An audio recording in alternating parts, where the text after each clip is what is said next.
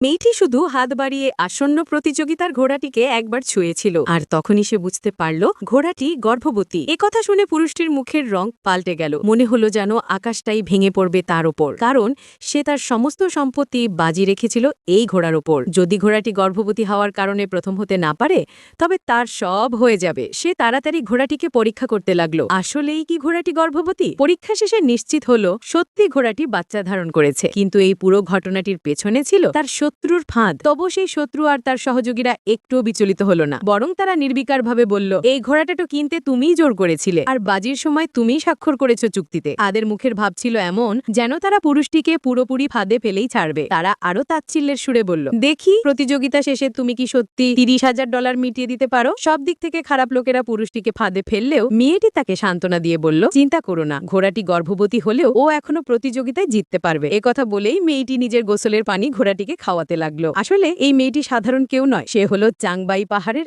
এক পরী, যে 1000 বছর ধরে সেখানে সাধনা করে আসছে। 10 বছর আগে একবার বিষাক্ত ছত্রাক খেয়ে দুর্বল হয়ে পড়েছিল। ঠিক তখনই এক সেনাপতি তাকে উদ্ধার করেছিল। সেনাপতি পাহাড়ে এসেছিল কারণ তখন শহরে তীব্র তুষারপাত চলছিল, মানুষজন ঠান্ডায় কষ্টে মারা যাচ্ছিল। সেনাপতি পাহাড়ের দেবতার কাছে অনুরোধ করেছিল যেন নিজের জীবন উৎসর্গ করে শহরের মানুষদের রক্ষা করা যায়। সেনাপতির সেই নিঃস্বার্থ সাহস আর ন্যায়ের মনোভাব দেখে মেয়েটি গভীরভাবে মুগ্ধ হয়। তখনই সে নিজের শক্তি দিয়ে তৈরি করা এক মানবাকৃতির জিনসেং ফল তাকে দিয়ে বলেছিল, এটা নিয়ে যাও, এতে মানুষদের জীবন বাঁচবে। সে আরো প্রতিশ্রুতি দিয়েছিল, যদি কখনো বিপদে পড়ো আমার নাম ধরে ডাকলেই আমি তোমার সাহায্যে হাজির হব। কিন্তু এখন সেই মেয়েটি বুঝতে পারছে আজ যার পাশে দাঁড়িয়ে আছে সে সেই সেনাপতি। 1000 বছরের সাধনায় যে মেয়েটি